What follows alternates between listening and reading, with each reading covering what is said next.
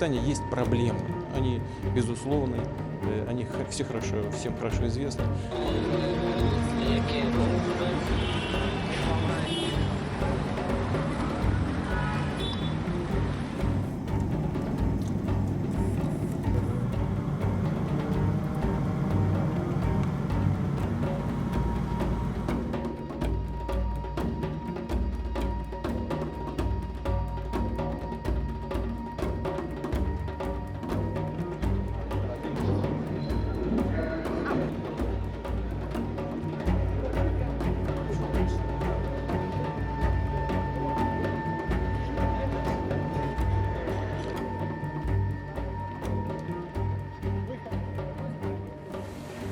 И это не философия вот этого конкретного прокурора, не философия прокуратуры как надзорного органа.